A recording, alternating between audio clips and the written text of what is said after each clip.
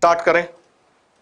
पहला क्वेश्चन जरा आप देख लीजिए, विच of the following pair has the same size. और रही बात हिंदी की, हिंदी भी साथ में है ना, लिखना क्या बोल दूंगा मैं। तो विच of the following pairs has same size, इनमें से किस जोड़े का आकार समान होता है। तो जोड़े क्या है, जोड़े A B C D option के रूप में आपको दिए हुए हैं। ए ऑप्शन में दिया हुआ आयरन 2+ और निकेल 2+। और ये बेहद इंपॉर्टेंट सवाल है, अगर आप देखेंगे इसको तो कई बार ये पूछा जा चुका है अलग अलग एग्जाम्स में। इसका आंसर होगा जिरकोनियम और हाफनियम। लेकिन आंसर जानना सफिशिएंट नहीं है, उसका कारण जानना उससे भी ज्यादा जरूरी होता है। जिरकोनियम और हाफनियम इसका आंसर है, उसकी वजह बता देता हूं। इनका दोनों का आकार सेम है। आप अगर देखेंगे तो जिरकोनियम, सॉरी तो जिंक है, जिरकोनियम एंड हाफनियम ये रहा। तो जिरकोनियम और हाफनियम पीरियोडिक टेबल में ऐसे रखे हुए हैं। अब ऊपर से नीचे जब आते हैं तो साइज तो बढ़ता है ना। और ये कौन सी सीरीज में है, टाइटेनियम के नीचे है, डी ब्लॉक में। टाइटेनियम का एटॉमिक नंबर होता है 22, ये इसके नीचे है। इसका एटॉमिक नंबर हो गया 40 और इसका एटॉमिक नंबर हो गया 72। देखिए उसके बाद भी इन दोनों का आकार समान होता है, और आकार समान होने से बहुत सारी प्रॉपर्टी जो है वो समान हो जाती हैं। क्यों अंकित कुमार? तो ये यहां पर अब ये जो है थर्ड पीरियड में आता है, 7 पीरियड होते हैं। इधर आप देखें, अगर मैं ऐसे लिखूं ह ली ना करे, चौथे पीरियड में आता है, सॉरी है ना।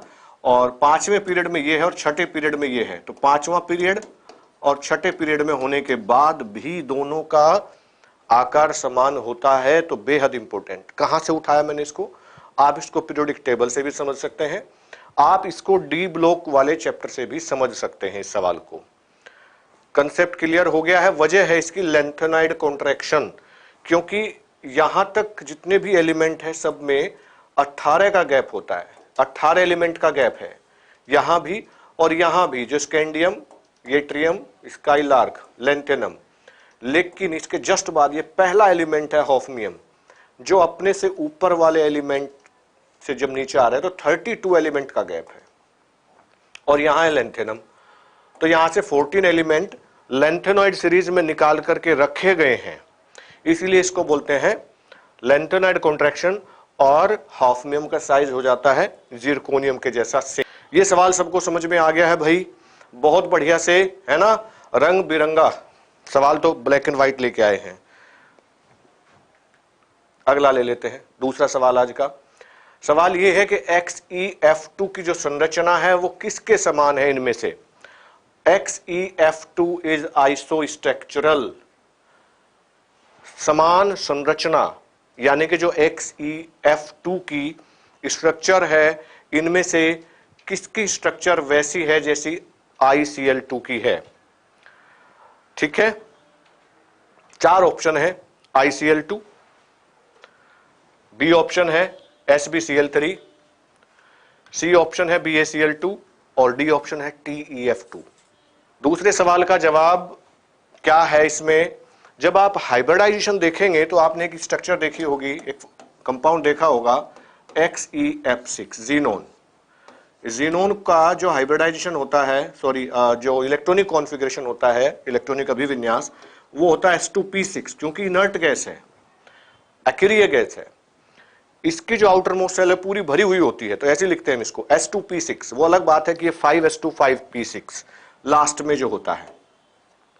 इसके साथ में जब 6 फ्लोरीन जुड़ते हैं तो यहां से 3 इलेक्ट्रॉन पी के एक्साइट होकर के आगे डी में चले जाते हैं, 6 बन जाएगा। तो sp3 D3 और वो भी एक लोन पेयर के साथ में। यहां शॉर्टकट में बता रहा हूं आपको मैं, इस तरीके से बनेगा। और लेकिन इससे काम नहीं चलता, तो आप एक काम करेंगे कि Cl2 है, क्योंकि IF7 एक कंपाउंड बनता है और इसका हाइब्रिडाइजेशन भी sp3d होता है, पेंटागोनल बाइपाइरामिडल। यहां पर एक एक्स्ट्रा इलेक्ट्रॉन आ गया है इसके ऊपर माइनस, तो इसका भी हाइब्रिडाइजेशन वही बनता है और उतने ही लोन पेयर आते हैं। अगर आप करके देखेंगे तो मैं संकरण नहीं समझा रहा हूं, क्योंकि इसी पर ही पूरी क्लास हो जाएगी। मैं चाहूंगा एक बार आप इसको जरा देख लें वहां पर किस तरीके से करते हैं।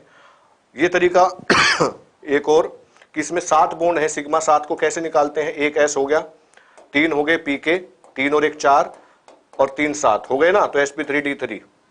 तो उससे भी आप बता सकते हैं, जैसे XeF2 तो वहां लोन पेयर बनते हैं, X जीनोन, P2 कैसे बनेगा, P2 ऐसे बनेगा, देखो यहां 6 है, ये 6 इलेक्ट्रॉन है जीनोन के, एक एक्साइट करा दिया डी में आपने XeF2, यहां एक्साइट करा दिया तो यहां से पेयरिंग शुरू हो जाएगी, फ्लोरीन अपना एक इलेक्ट्रॉन यहां देगा और एक यहां देगा, है ना, तो ये लोन पेयर, ये लोन पेयर और S वाला lone pair, 3 lone pair, sorry XeF2, मैं XeF6 समझा रहा था पहले, XeF2 का जो हाइब्रिडाइजेशन आ रहा है वो आ रहा है sp3d plus 3 lone pair.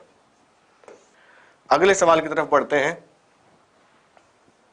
Next है के लिए, which of the following is not isostructural with SiCl4, SiCl4 की स्ट्रक्चर के जैसा इनमें से और कौन नहीं है, SiCl4, देखिए कैसे करेंगे, सिलिकॉन सेंट्रल मेटल है और सिलिकॉन किसके नीचे है, टेबल में देखें तो केमिस्ट्री सर, गैटसन की प्रॉब्लम गुरु 14 सर, SiCl4 तो सिलिकॉन एटॉमिक नंबर होता है 14, है ना, CH4 अगर लिखूं तो sp3 हो गया है, तो ये देखना है कि इनमें से कौन टेट्राहेड्रल नहीं है, तो ये दिख गया सामने SCl4, SCl4 is not tetrahedral, क्योंकि SCl SF6 बनता है भाई, बनता है ना, सल्फर की 6 वैलेंसी होती है, सिलिकॉन की होती है 4, तो ये तो SF6 बना सकता था, sp3d2, तो S यहां पर 4 है तो नहीं बन रहा ना, लोन पेयर आएंगे इसके साथ में, क्लियर हुआ।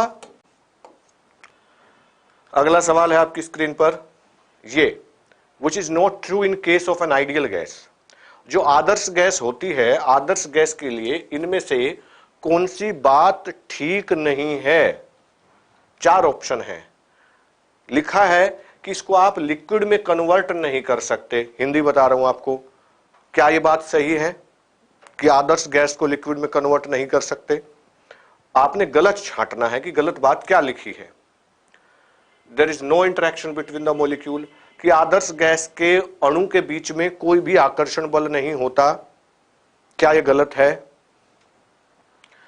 All molecule of the gas move with same speed, gas के जितने भी अणु होते हैं वो सभी एक समान चाल से विचरण करते हैं, क्या यह सही बात है, at a given temperature PV is proportional to the amount of the gas, एक दिए हुए तापक्रम पर PV गैस की मात्रा के अनुक्रमानुपाती होता है, तो PV डायरेक्टली टू N, इसीलिए R कांस्टेंट लिया था, है ना, PV इक्वल टू nRT, ये बात तो ठीक है, और गैस के मॉलिक्यूल की जो आदर्श गैस होती है, इसीलिए आदर्श होती है कि उसके अणुओं के बीच में कोई भी आकर्षण बल काम नहीं करता, और it can not be converted into liquid, ये भी बात सही है, उसको उस लिमिट तक दबाया नहीं जा सकता जहां आप उसको लिक्विड में कन्वर्ट कर सकें, तो गलत क्या है फिर, गलत क्या हुआ, गलत हुआ सी ऑप्शन, इसीलिए तो आपने देखा होगा ना, आप कितनी तरीके की स्पीड निकालते हैं गैस के लिए,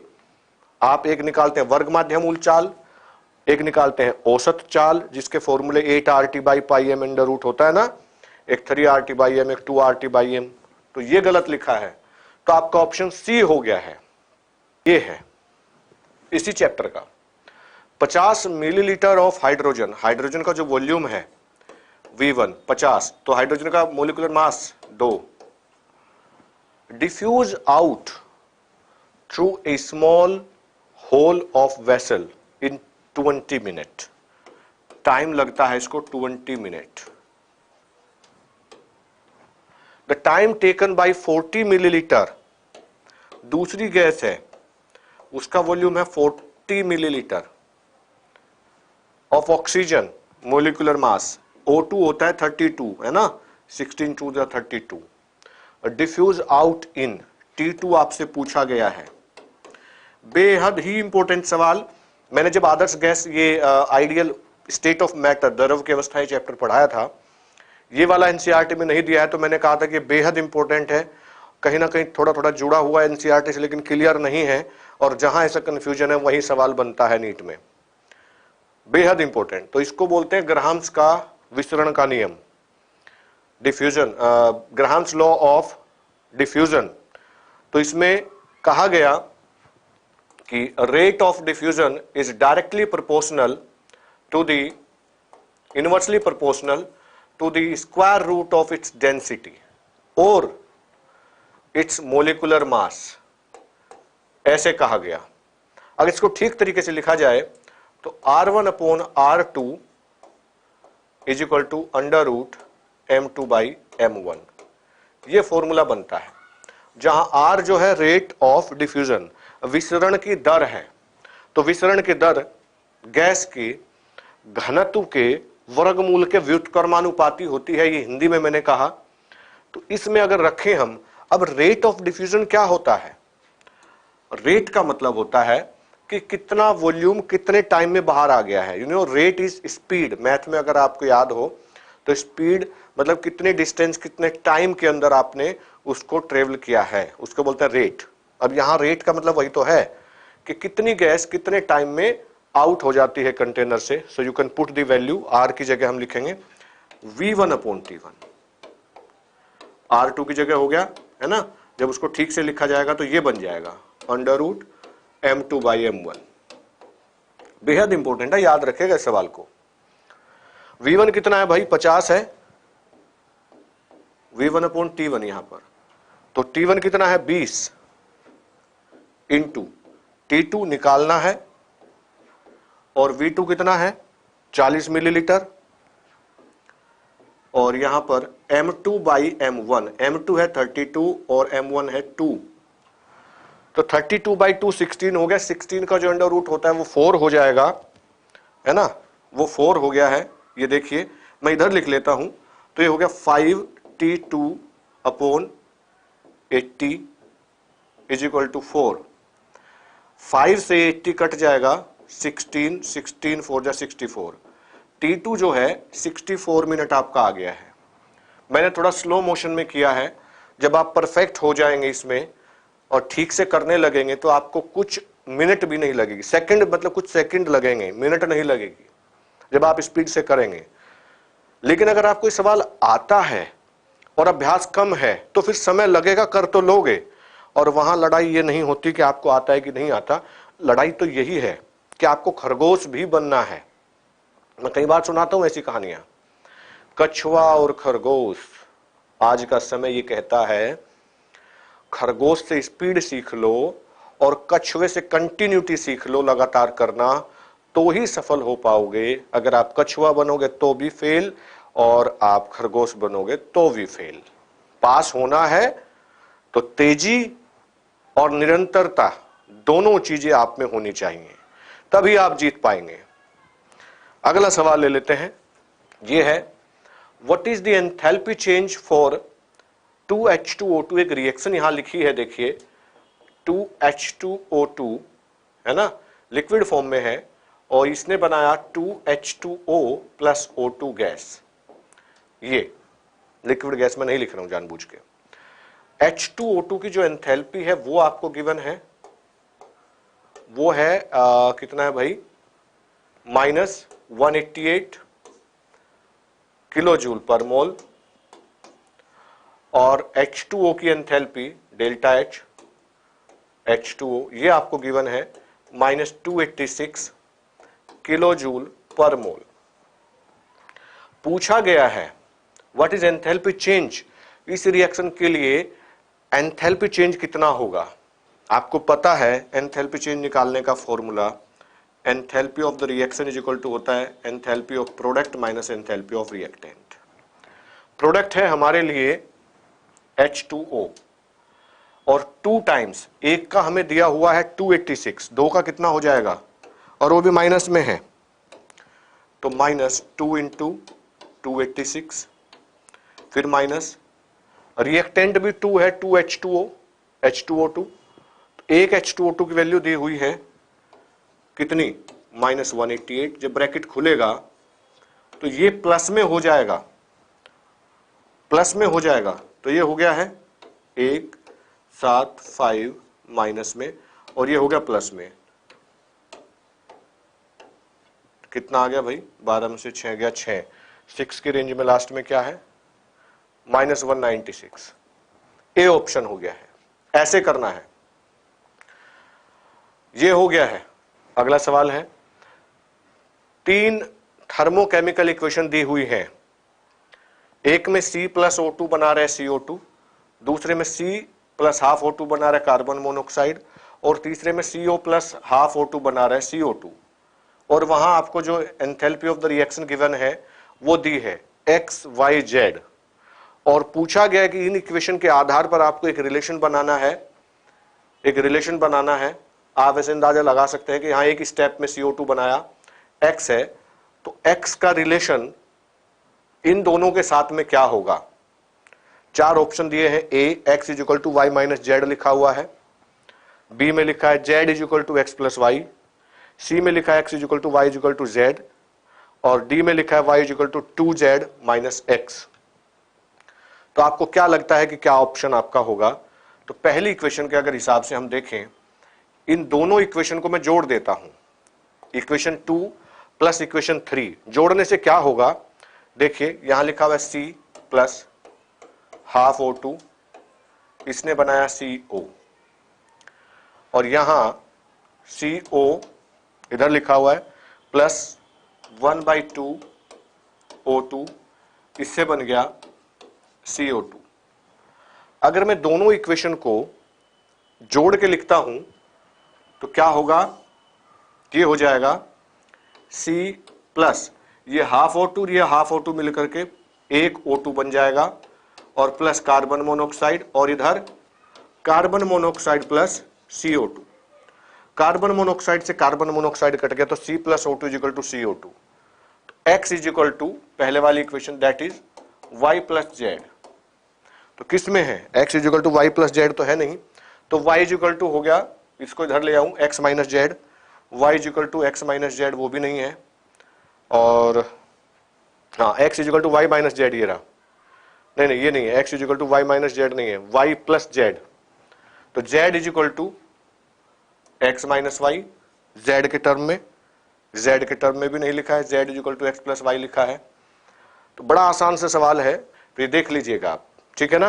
दोनों इक्वेशन जोड़ दिया तो दोनों का रिजल्ट आ जाएगा, ये एक स्टेप में बनाएगा, और ये इक्वेशन किस रूल को फॉलो करती है एक अलग से सवाल हो सकता है।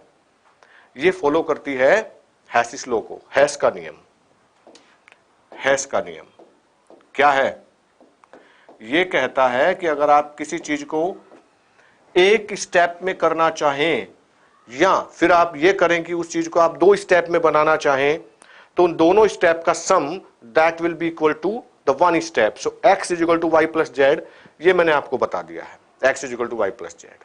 Now you can decide. Now next, for any reversible reaction if we increase concentration of the reactant then effect on equilibrium constant. मैं हिंदी में बता देता हूं क्या होगा, कि किसी भी उत्क्रमणीय अभिक्रिया में अगर हम सांद्रता को बढ़ाते हैं, अभिकारक की सांद्रता को बढ़ाते हैं, देन साम्य स्थिरांक पर क्या प्रभाव पड़ेगा। बहुत आसान सा है, साम्य स्थिरांक पर क्या प्रभाव पड़ेगा, depend on amount on concentration, कि वो कंसंट्रेशन के अमाउंट पर डिपेंड करता है। बी अनचेंज्ड, बदलेगा नहीं। सी घट जाएगा, डिक्रीज, और डी होगा वो बढ़ जाएगा। तो आप रिएक्टेंट की कंसंट्रेशन को बढ़ाते हैं तो डेफिनेटली प्रोडक्ट भी उतना ही बढ़ेगा, और जब वो रिवर्सिबल है, जब प्रोडक्ट बढ़ेगा तो जब वापस आ रही है रिएक्शन तो वो भी थोड़ा सा रिएक्टेंट को बढ़ाएगी। कुल मिलाकर ये कहना चाहता हूं कि पहले अगर Kc की वैल्यू 10/5 2 थी, और आपने अगर उसमें थोड़ा कंसंट्रेशन बढ़ा दी, ये भी डबल हो जाएगा और ये भी डबल हो जाएगा, तो भी 2 ही रहेगा। कंसंट्रेशन बढ़ाने से अनचेंज्ड हो जाएगा, कोई परिवर्तन नहीं होगा उसमें। इस पर ला सातलिए का नियम, ली चैटलियर प्रिंसिपल काम करेगा।